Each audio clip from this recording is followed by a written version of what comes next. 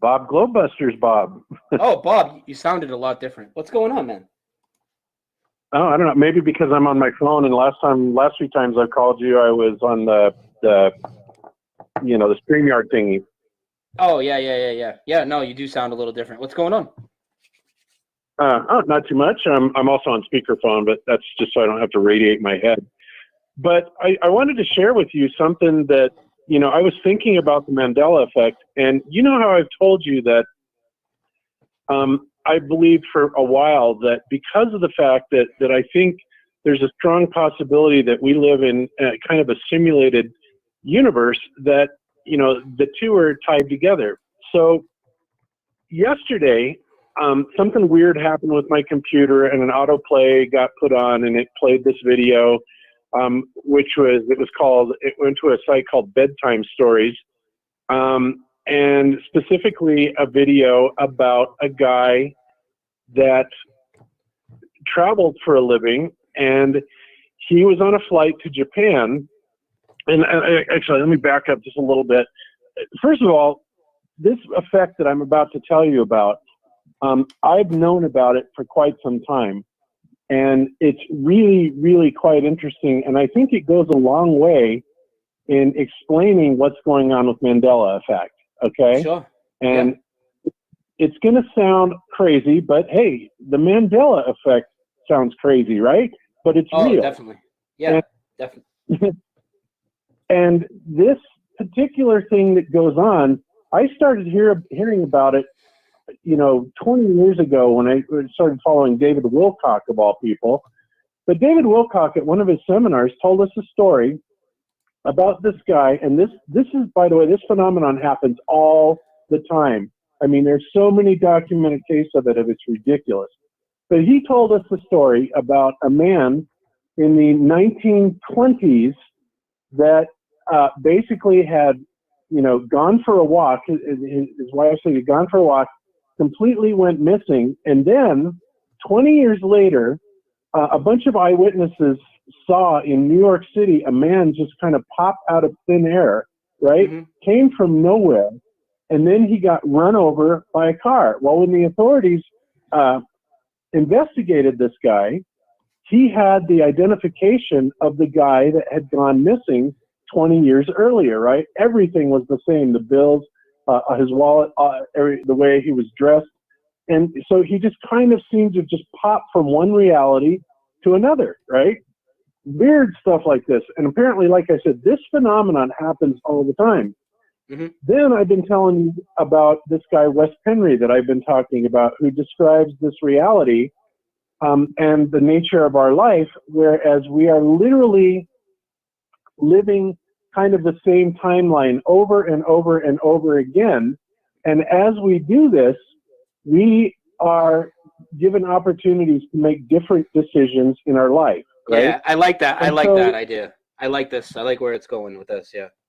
Like it's going. Yeah. Right. So in other words, so let's take a hypothetical situation. Say in another life, I married one of my girlfriends that I had 25 years ago, and I didn't marry Cammie, right? Well, obviously my life would have been, pretty different. Maybe not extremely different, but different in a lot of ways. And maybe in that lifetime, I did something that dramatically changed the world. Or maybe this lifetime, since I did Globebusters and I really contributed to helping, discover about flat Earth, and I didn't do that in that other timeline. Well, sometimes when people live these realities and we go through this timeline over and over and over again, we will do something that's so profound that it literally affects the entire world. Okay? Yeah. Like a butterfly effect on the whole world because of the decisions you make. Exactly.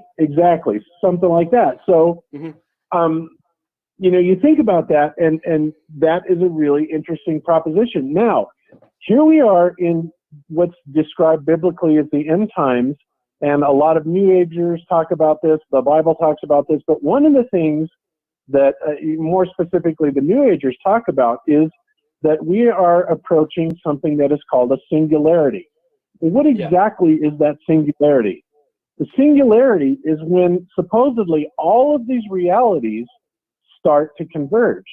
Yeah. Well, if that's true, then what would be the logical consequence of that is exactly what we're experiencing with the Mandela effect right now, right? Hmm. We'd be going, wait a minute, this was not this way. This is something else.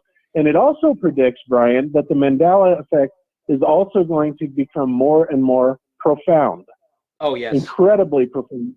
We're going to see it at a higher incidence rate. In other words, as we move forward in time, you're going to be a busy man, my friend, right? I know. Yeah, I know. And we've seen this happening. I mean, it's really increased over the last, especially even though I've been talking about it, 2014, 2015-ish, like it's really increased a lot in the last 2 years. Hence why I decided to make so many videos about it. It's crazy. I don't see it slowing down, Bob. Honestly, in my opinion, I don't think me and you are going to be on this place for like, forever. I do think this realm, or we're going to graduate. I don't think there's going to be that many more years. And I think this is going to accelerate right up till the end. That's kind of my opinion. I 100% agree. So the video that I found, and I'm looking through my my history right now. It was called "The Man from Somebody." Here it is. Okay, the video is called "The Man from Torred," right? And this, I could tell you the weird chain of events that actually brought me to this video yesterday. But suffice it to say, it was a bizarre chain of events that caused it to happen. And some weird things that happened on my computer. I'm going to put it in the chat right now. Okay, cool. Okay. And there it is in the chat. And so this story in the chat that I just put in there is a story about a man who did business trips to Japan all the time, right? And he was taking a flight to Japan, and it was routine. He had been there several times before. But when he got there and was asked for his credentials and his passport, he showed him his passport, and everything looked like it was in order, except the officials that were in Japan had never heard of this place called Torred, right? Oh, like, where the hell is this? And Torred, according to him, was a kingdom that had been around for well over 1,000 years. There's no way that it could have possibly, been overlooked or anything like that. The guy even produced money, currency from his home country of Torred, further identifications, the whole 9 yards, right? And the officials in Japan were baffled, right? They had no idea, what to think about this. So they said, you know what, we've got to look into this. And the guy actually demanded to see Japanese officials, and they said, well, we can't get him here right now, so we're going to put you in a suite at the hotel, right? So they put him up there. He went up there and he did room service and he took a nap. And then all of a sudden, the guy, just like the guy in the 1920s, just disappeared with all of his stuff, right? And then they went on to give another account where there were some women that were being chased by somebody in kind of an egg-shaped car, and then they wound up being in, off the road and in an accident somewhere.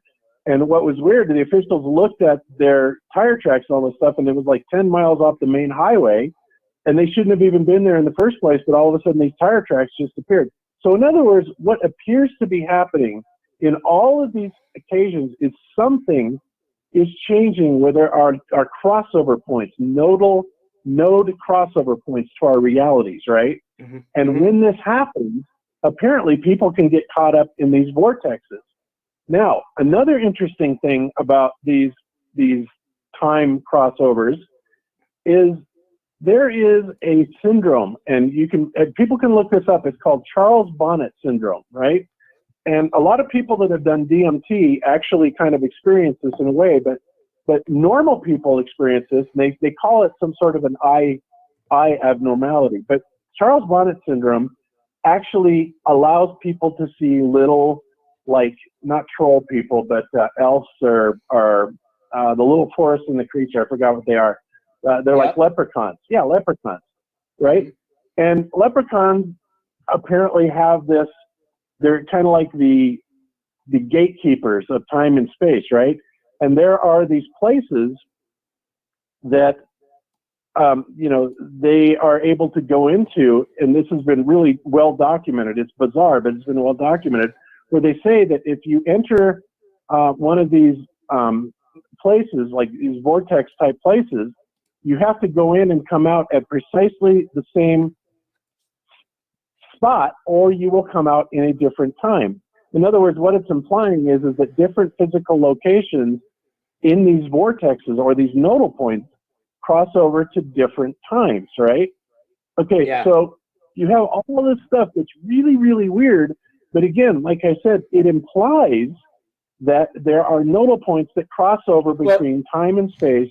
And as we head towards the singularity, it's going to become more and more and more profound until we come to the end of this reality. Well, so you use some words that like I've used specifically, like for my neighborhood seems like a time vortex with all the crazy things that keep happening. Is there a way, Bob, to pin down where these nodal points that you talk about are generally? There are people that are actually working on that, and that's something I need to look up, because this is research I did a long time ago, Brian, and and I'm surprised, to see it. I am surprised, but I'm not surprised to see it kind of coming back around in my face again. But yes, there are places like that where they definitely have these, and a good place to start is in the ley lines, specifically the major ley line crossing points.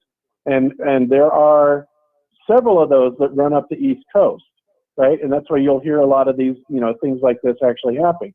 Another place where it seems to happen is down in an area not quite in the Bermuda Triangle, but around the Bermuda Triangle, where they've had several reports of people that were like taking a flight from South America to the United States, and all of a sudden, they will jump 2 to 3 hours ahead in time.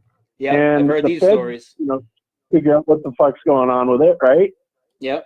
And so yes, there are these places that do exist, and like I said, as the realities converge into the singularity, they're going to cross over.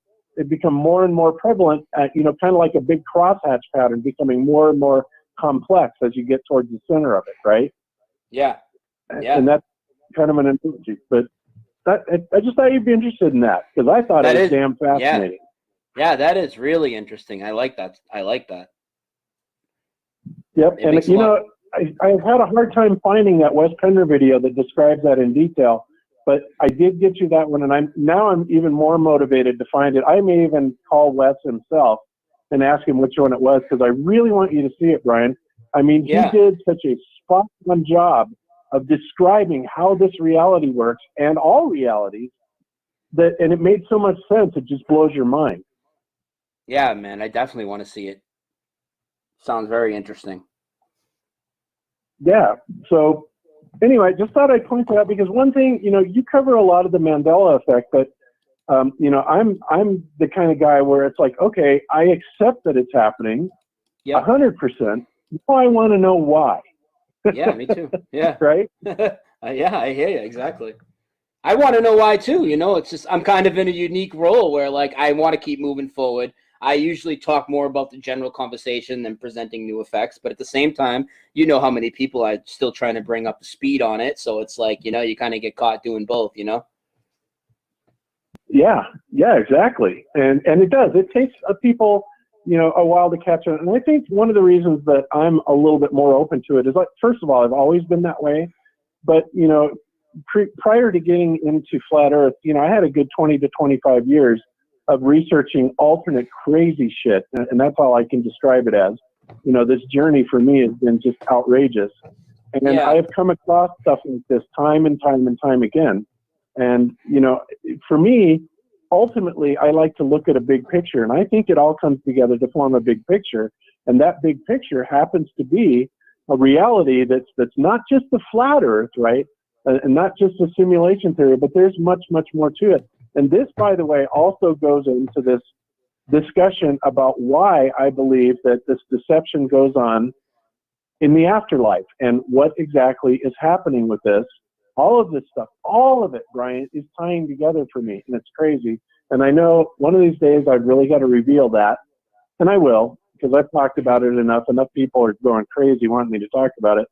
But it is amazing, and I think that we're coming to a point in our reality, in our history, where, reset will not be an adequate enough word to describe what happens to this reality. Yeah.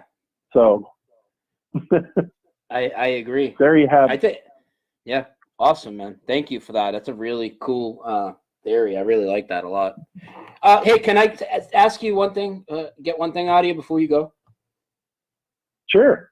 I mean, you know how I am. I'm always trying to point out people are affected in a respectful way almost all the time because I like these guys. And a lot of the guys you work with have trouble with the Mandela effect. And one of the reasons is they're afraid it's going to like ruin everything they looked at for flat Earth. And I didn't even think to bring this up when I was on Jaren's show with all you guys. And he made a comment like that. I was thinking, man, I wish I would have thought to say, well, look at Bob. Bob knows the Mandela effect's real. He's known for a while. He's been following me for at least 2 years. Can you tell people how the Mandela effect has ruined any of your flat Earth research? Because I'm going to assume it hasn't. No, not at all. In fact, it has contributed to it in several ways, because I have always been looking at this realm as, something even different than just a flat physical construct. I have never been able to discount the possibility, and I think probability, of some sort of simulation effect going on here. Now, whether or not we're inside of a computer program, I don't know. Maybe it's something like that, or maybe it's something that's even far more complex. Because if we're truly running our existence and our lifetimes, all the time, we're running multiple lifetimes simultaneously, and allowed to make multiple different decisions until we get to a sweet spot type of thing. Mm-hmm. This kind of fits into this whole idea of why we're in why we're on a flat Earth in the first place. Now, it also has taken me to studying and understanding, what I've asked the question, if we're in a dome, right? If we're in a flat reality and we're in a dome, then what is on the outside of that? Well, I've gotten that answer. And in short, it's something that's called the Ka. All right. Now, this is a whole nother discussion, that goes, through this, not only flat Earth, but it encompasses Mandela effect and lots of other things. But Mandela effect absolutely has enhanced my studies of flat Earth, without a doubt. Awesome.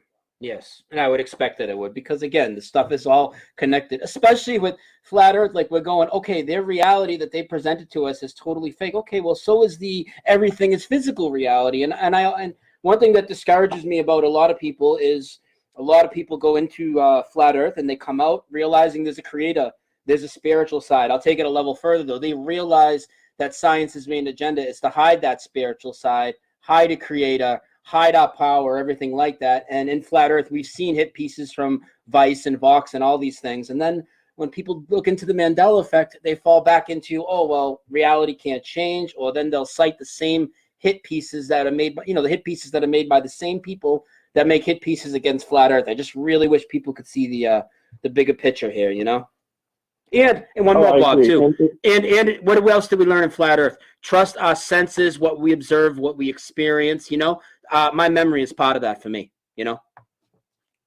Absolutely, 100%. And, it just goes to show you that those of us that have the awareness, I should say, to be aware of NASA's deceptions and, that all is not like they're telling us, when you have an awareness to that level, then your mind is open and you are able to grasp other concepts and ideas.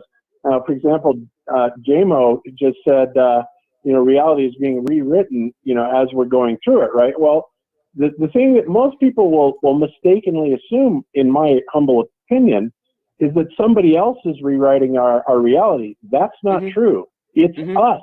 We're the ones that are rewriting our reality.